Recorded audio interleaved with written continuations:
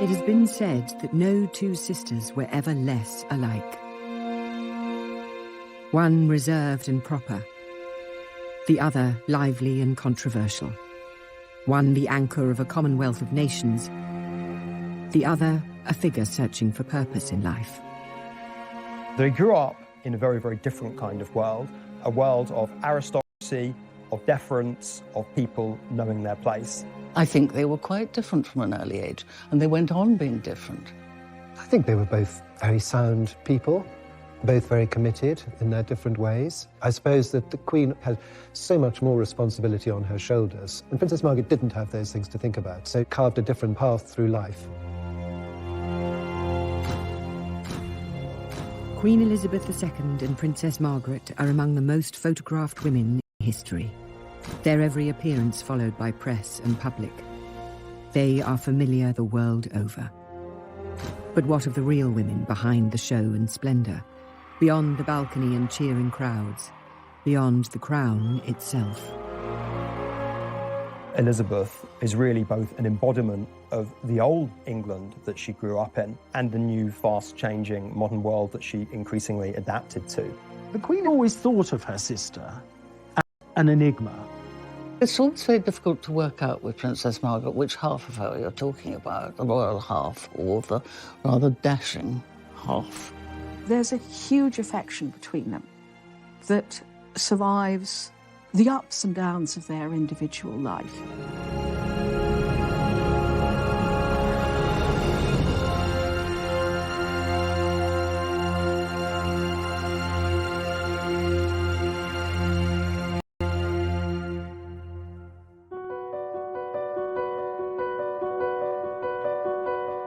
The contrast between the sisters was there from the beginning.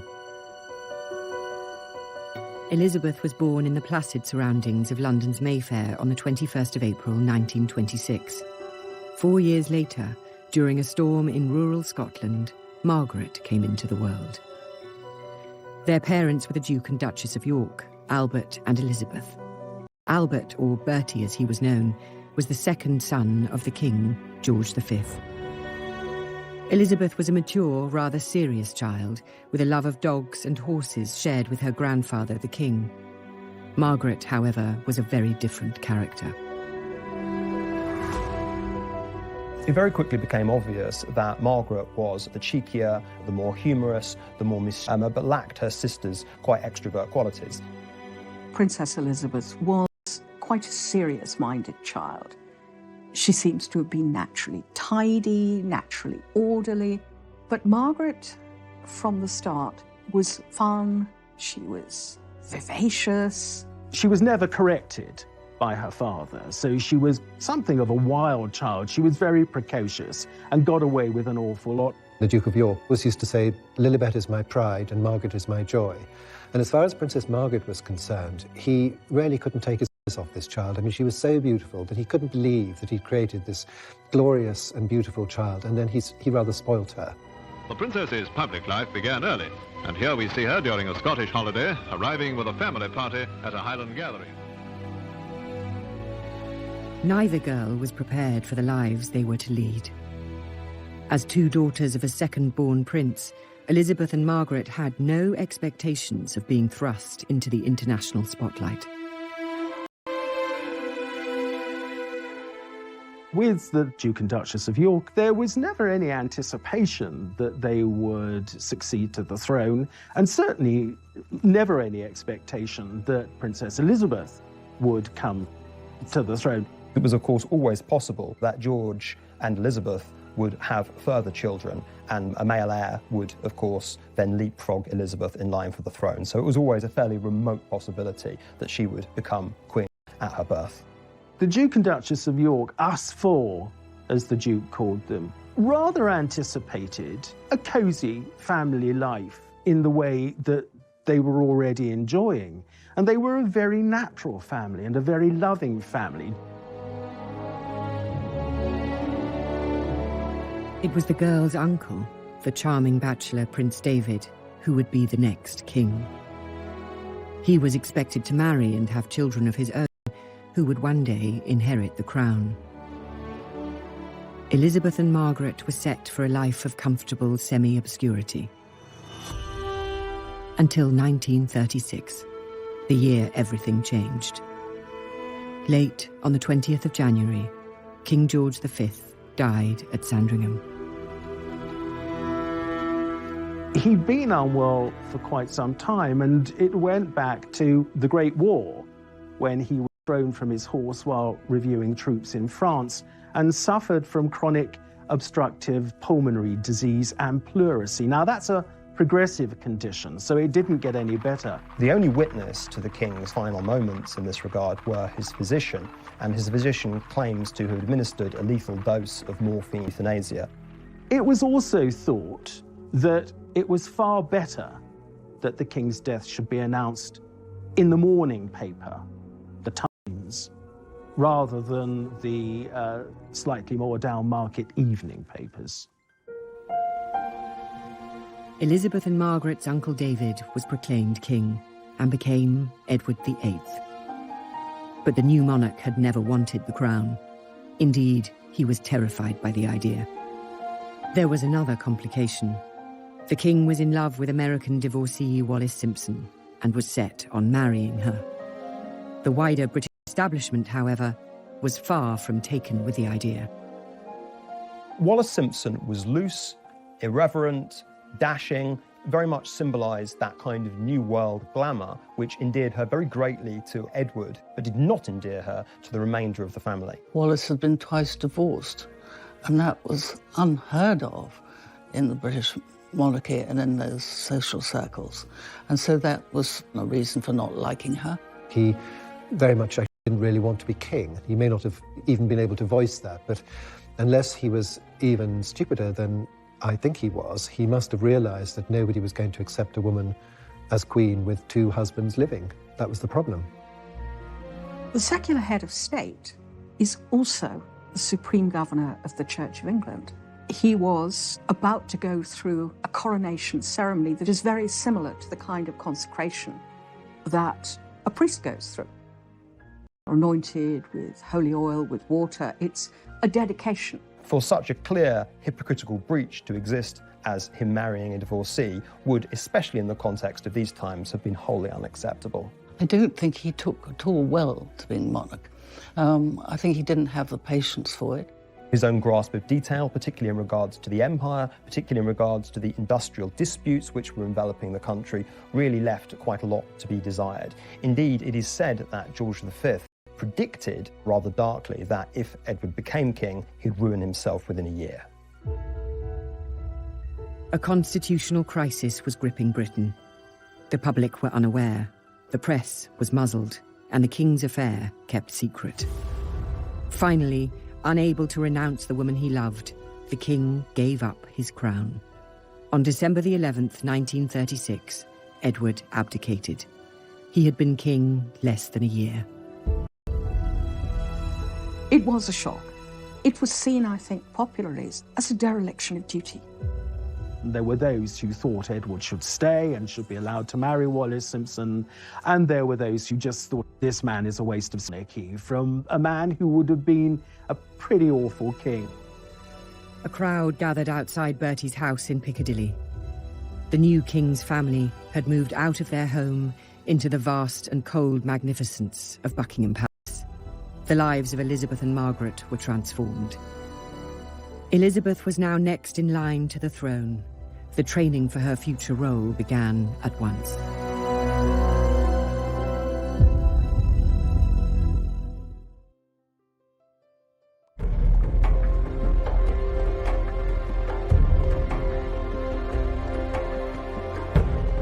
In 1936, following the abdication of Edward VIII, the throne passed to Elizabeth and Margaret's father, Bertie.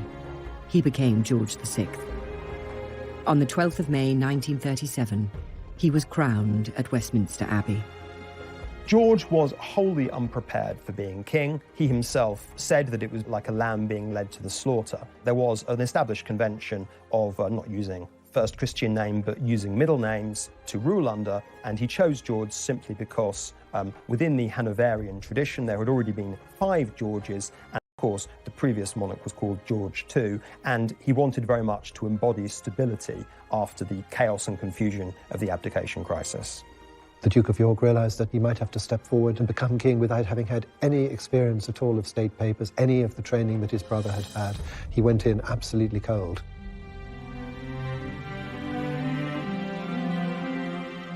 King George would ensure that his elder daughter Elizabeth would be more prepared for the role of monarch. From 1938, she received private tuition from Sir Henry Martin, the Vice Provost of Eton College. Her father explained the nature of the official dispatch boxes that were the monarch's everyday duty. Margaret was excluded. The sisters' once identical upbringing was diverging. That expectation of being well educated does not extend to Margaret, who continues to be educated as a well-mannered, accomplished girl who was expected to go on and marry. So singing, piano lessons, French conversation become important, but not constitutional history, not the hard lessons of theology. They were still loving sisters with the same bond that they always shared. This was a very definitive event which exacerbated early tendencies that the girls may have already had, Elizabeth to duty and Margaret to institutional decision-making. Beyond the girls' classrooms, the world was in crisis. The aggression of Nazi Germany had sparked a new conflict in Europe. It was suggested that Elizabeth and Margaret be evacuated for their own safety. They weren't moved overseas simply because it was thought very important to send the right kind of message, to send the message that the royal family was not running from the threat of Nazi Germany and everyone would very much remain in post. The king needed the Queen to be with him. She wasn't going to leave, and the daughters weren't going to leave. They were all basically going to stay together. And it was actually a very powerful message. The images that were coming out of Germany were all sort of nasty pictures of people stomping around in black uniforms and raising their arms and shouting. What did you get from England? You got Queen Elizabeth in a pony cart with the two princesses bicycling behind her. I mean, which would you prefer? Because of events and invasions going on in Europe, the Queen said that it would be a good idea to take the princesses to the greater security of Windsor Castle for the rest of the week. And as Princess Margaret said, we were supposed to go for 5 days and we stayed for 5 years. The castle seemed forbidding at first. Its fineries had been put into storage. The blackout shrouded it in darkness. But though tremors caused by explosions in London could be felt in the castle, the girls were safe. As the war progressed and the sisters grew, Elizabeth took on more and more public responsibilities. After she turned 18 in 1944, she joined the Auxiliary Territorial Service as a mechanic and driver. Princess in overalls. Elizabeth is in the ATS, or British, and at the King's request, is being treated just like any other trainee. Now visited by her parents and sister Margaret Rose at a training station in southern England, she shows them she knows a fan belt from a spark plug all right and isn't afraid to get her hands dirty. The Women's Auxiliary Army Corps and the ATS were much more for ordinary girls. And so I think it was intended to send a message that the royal family was not so different. They were not elitist in an unpleasant way. Elizabeth learned how to drive an ambulance, learned how to be a mechanic, indeed even learned how to fire a revolver. These were, of course, propagandistic tokens, but nonetheless, a pretty young princess chipping in with the war effort was definitely designed to boost national morale. I think it was very, very much appreciated by the public and by her. She loved it. She loved just up her street. While the war brought her closer to the public gaze, it also brought her love. And for this sensible, pragmatic girl, her choice was unexpected.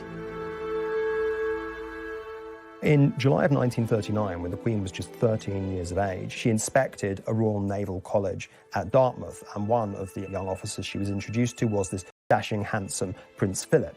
I think it is fairly plain that the extremely good-looking, extremely charming, extremely glamorous Prince Philip caught the eye of Elizabeth, and that her jaw dropped. 3 years later, the couple spent Christmas together while Philip was on leave from the Navy. They then began exchanging frequent letters. But Elizabeth's parents, the King and Queen, did not approve. The king had his doubts about Philip. There was the feeling within the royal family that all of this was too much too soon. The thought of somebody coming and taking away his daughter at the young age of 21 wasn't, I suspect, totally appealing, as it wouldn't have been maybe to many a father. We must remember that Elizabeth set her eyes on him for the first time at the age of 13, and there was an acknowledgement, even then when people generally got married a great deal earlier than now, that this might just simply be a girlhood crush that would blow over.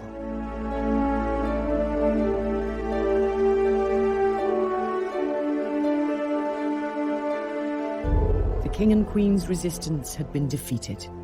On the 20th of November 1947, Elizabeth and Philip were married at Westminster Abbey. Margaret was among the bridesmaids. Elizabeth and Philip take their places on history's pages. To the stirring strains of Mendelssohn, they march as man and wife toward the west door amidst nearly 3,000 invited spectators.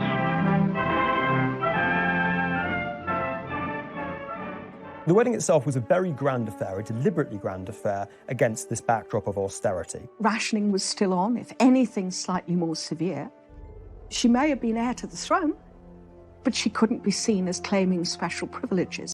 Though you have a lavish dress, it's by no means as lavish as other royal brides. The wedding was the first big royal occasion since the King and Queen's coronation 10 years before. And Winston Churchill referred to it as a flash of colour on the road we have to travel. The following year, Elizabeth gave birth to a son. Charles was born on the 14th of November 1940. This meant Margaret was no longer next in line to the throne. I think that Margaret had already accepted that her sisterly relationship with Elizabeth had changed once Philip was on the scene, and so in many respects the arrival of Charles didn't really change that. I don't think she had ever any expectation of being queen, any desire to be queen. And so, if anything, it was probably a relief. I'm sure that the first reaction that Princess Margaret had was, great joy. But I know that in later life there was a certain sort of feeling of being a younger sister, and other members of the royal family are always just told what to do. You will appear at 10 o'clock, or indeed at 10:03, your car will arrive, and you will do this, you will do that, and you will wear the following. So there was always a little bit of the younger sister feeling about the whole thing. In the post-war years, their father, the King's health declined. Both sisters took on more of his public duties. In September 1951, George VI had his left lung removed after a malignant tumour was discovered. The King was not told he had cancer, and the disease was not beaten. On the morning of February the 6th, 1952, the King died. He was just 56. Elizabeth was in Kenya when her father died, on an early rest stop in a planned tour to Australia. Elizabeth was always thought of by the King as being his protégé. Margaret was always thought of as being his pet, his light relief. And so when he passed away, both girls felt sad. Elizabeth felt sadness, then was overwhelmed by duty. For Princess Margaret, it was absolutely awful. She had lost a father that absolutely adored her, and she had no role whatsoever. Elizabeth had left Britain as a princess.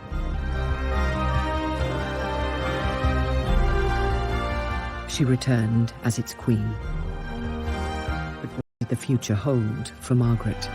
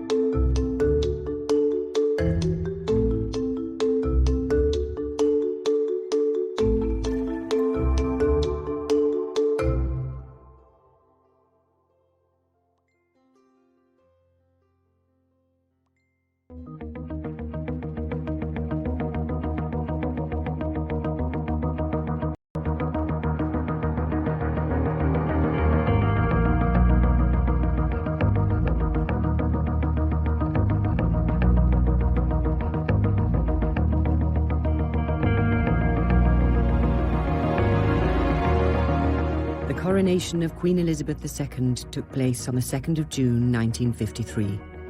It was a lavish affair. Westminster Abbey had been closed for months as preparations took place, and on the day itself, millions thronged the streets of London.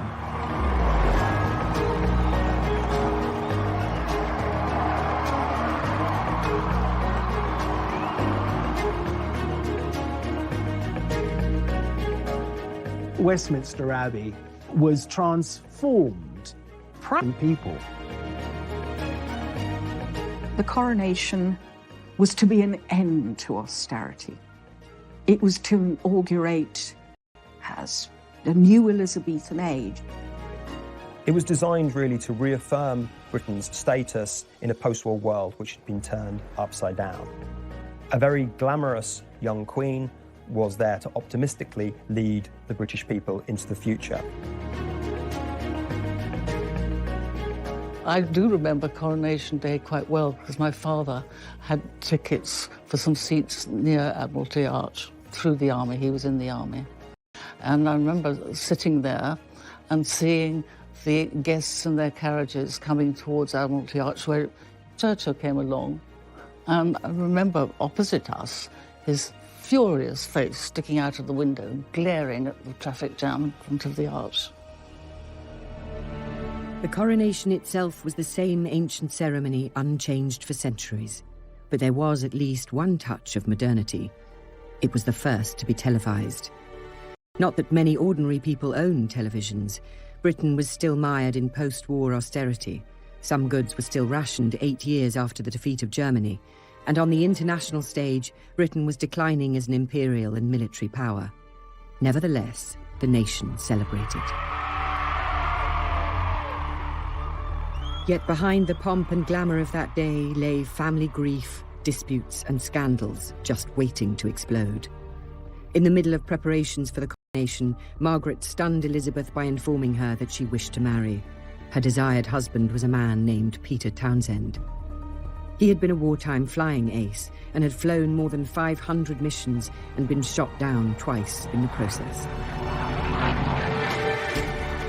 During the war, George VI decided that he would honour servicemen who distinguished themselves and would have them as a query for periods of 3 months. Recommended was the much decorated RAF fighter pilot, Group Captain Peter Townsend. Townsend and the King got on so well together, it is said the King referred to him as the son I never had, that the idea of a 3-month period in waiting as a query just went straight out of the window. After the King's death in 1952, Townsend's job disappeared, but the family did not wish to lose him. He was invited to join the Queen Mother's household as controller, a role he accepted.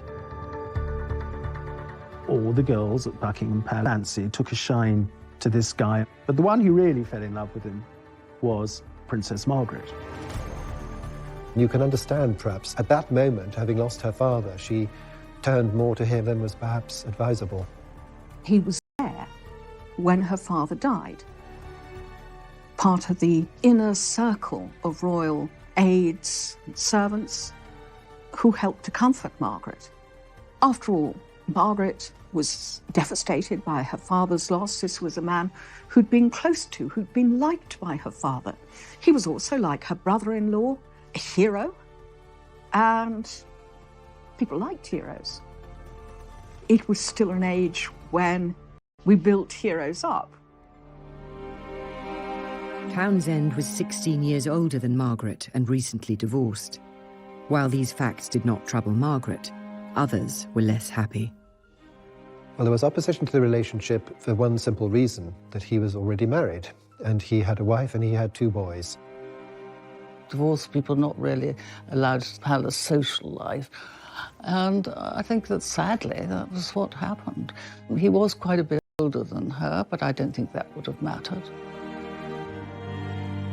Under a law of 1772, all members of the royal family had to have the sovereign's permission to marry. Elizabeth was sympathetic.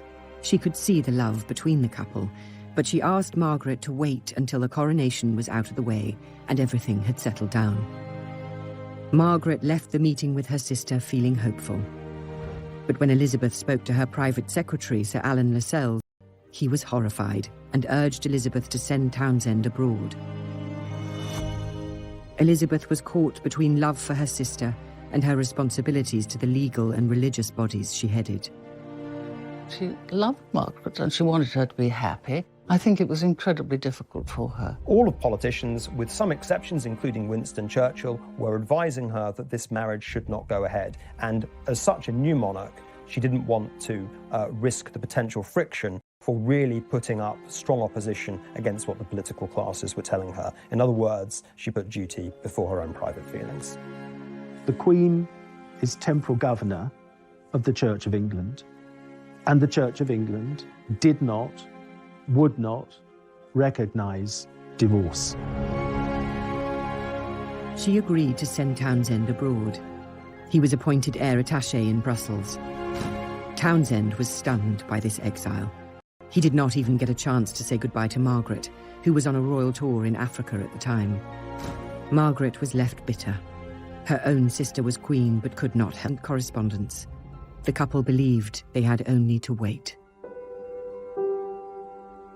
It was also obviously part of the plan that if Margaret and Townsend had to wait 2 years, it was pushing the princess closer to her 25th birthday. And the importance of that was that at 25, a member of the royal family could petition Parliament for permission to marry. And if both houses didn't oppose it, then they could have a civil marriage. And that was, I think, what was happening here.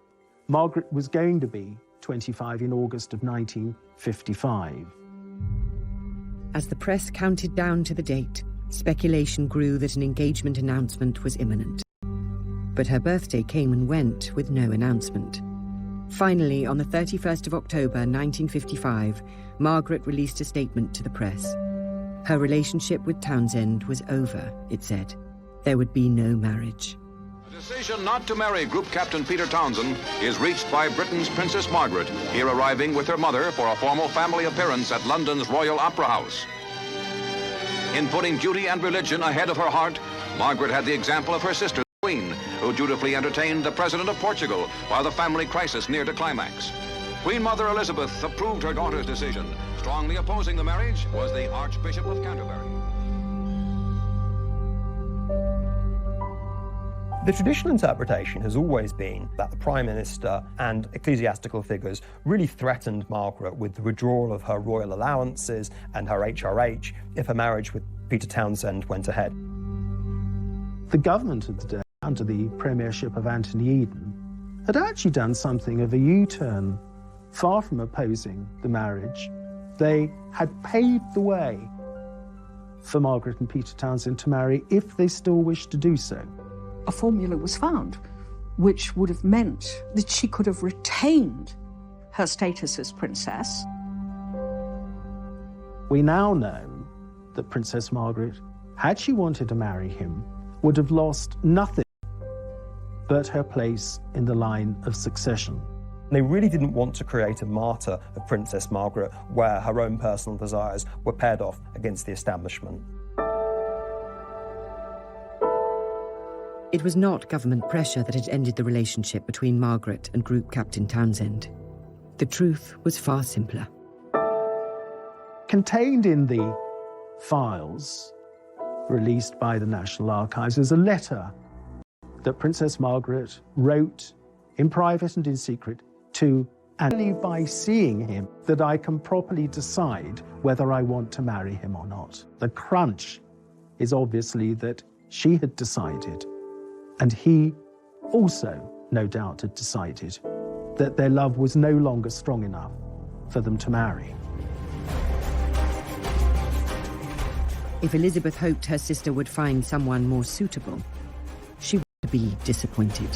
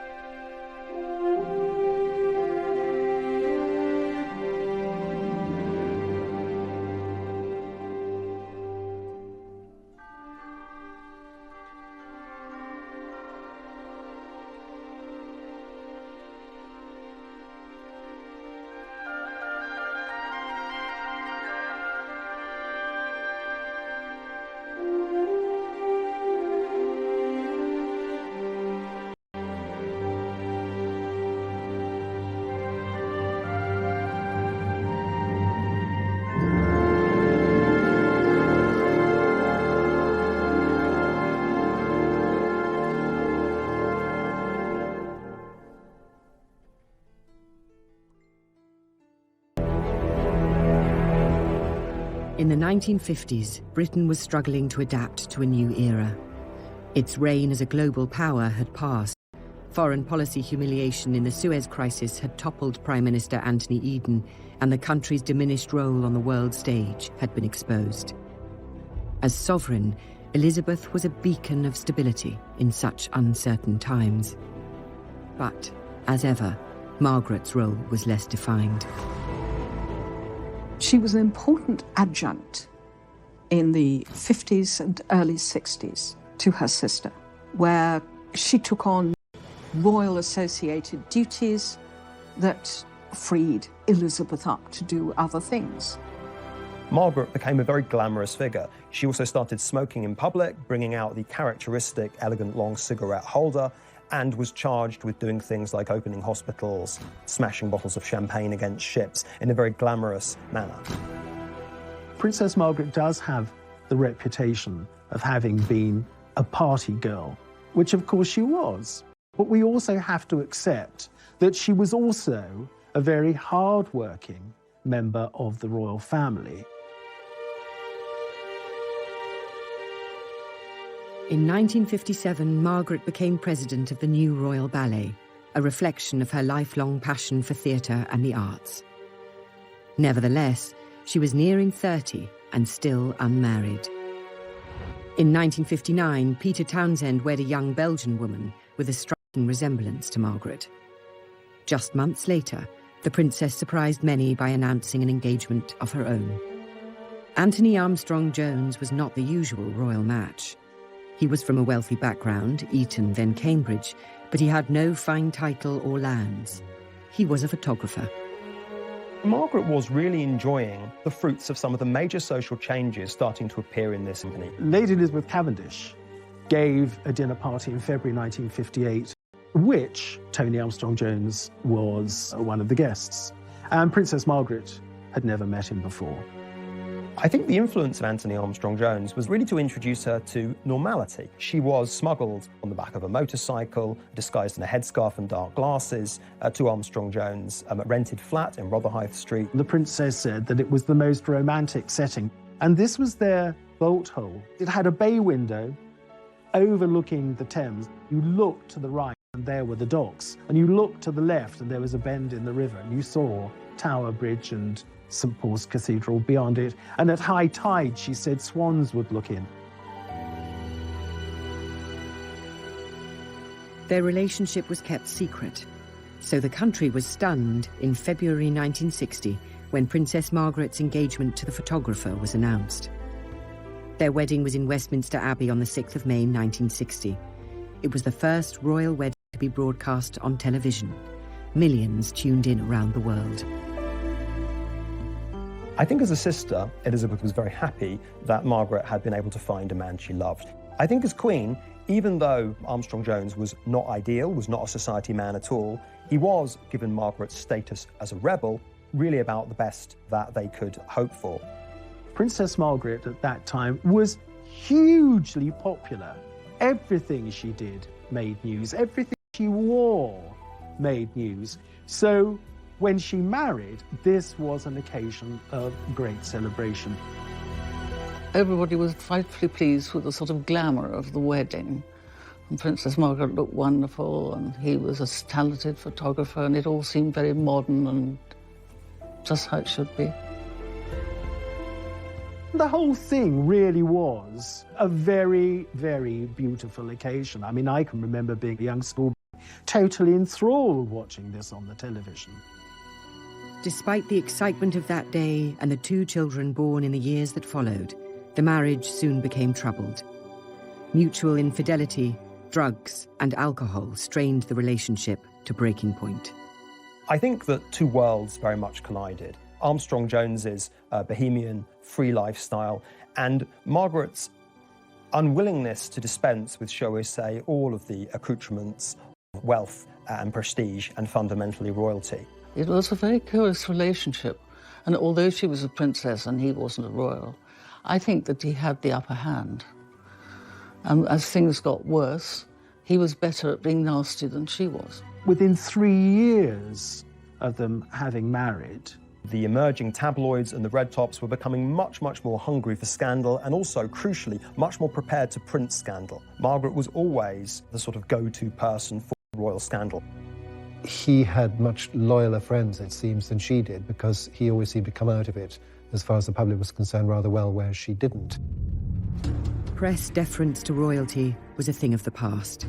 Newspapers covered the breakdown of Margaret's marriage in gleeful detail. It was far from the only change in Britain during Elizabeth's reign. By the time of her Silver Jubilee in 1977, old-class divisions and social taboos were fading.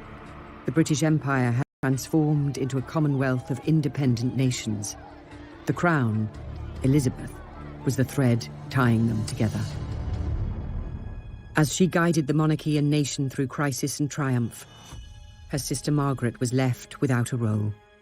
She may have been an icon of the 1950s and 60s, but as the decades passed, her star waned. Like her father, Margaret was a heavy smoker for much of her life. Like him, she would suffer the consequences. From the late 1980s, her health began to decline. After several severe strokes, she died on the 9th of February 2002. She was 71. For the relationship between Elizabeth and Margaret, there was this bond of love between them that had been there from the time Margaret was born to the day that Margaret died. At her funeral, the Queen perhaps showed the most public emotion we have ever seen on a public occasion, where her eyes, I suppose, really betrayed the sadness she was feeling. To have to come to terms with the death of your younger sister, who you could expect, certainly to live with you into old age, is very hard. When the princess died, that was quite a blow to the Queen, followed, as it was 7 weeks later, by the death of her mother. She is said to have said her biggest nightmare would be losing her mother and her sister. And that, of course, is what happened in 2002. Princess Margaret's life, though privileged, was a sad one in many ways.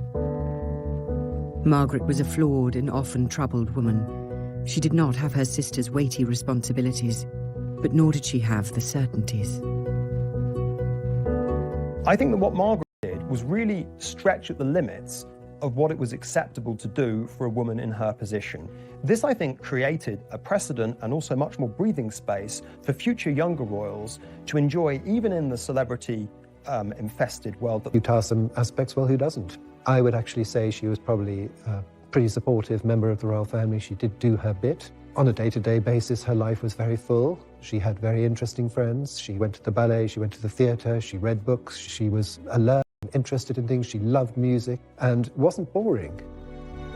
She, too, helped to modernise the monarchy, to bring it into what, at that time, was the 20th century. For her sister, the Queen, however, her history is still being written. The monarchy has shown itself under the Queen's leadership to be flexible, adaptable, and something that can be seen as both a stable institution and something that can change and reflect new values. I think more than anything else, for Britain's own conception of itself as a post-war nation, she was definitive. She has been criticised, her family have been deeply criticised, and by just being herself and keeping going and being straightforward, it's absolutely paid off.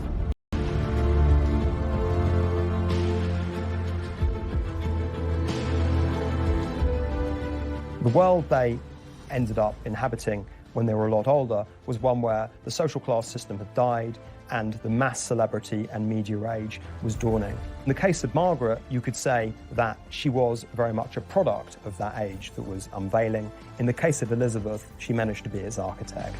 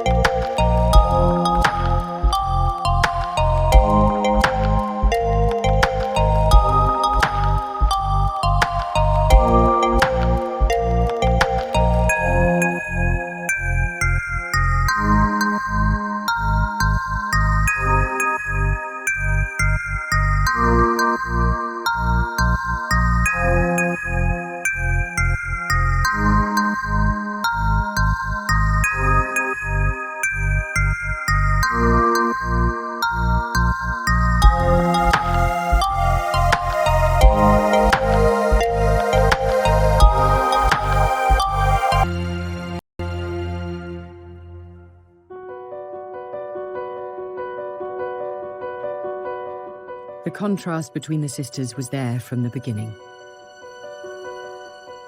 Elizabeth was born in the placid surroundings of London's Mayfair on the 21st of April 1926.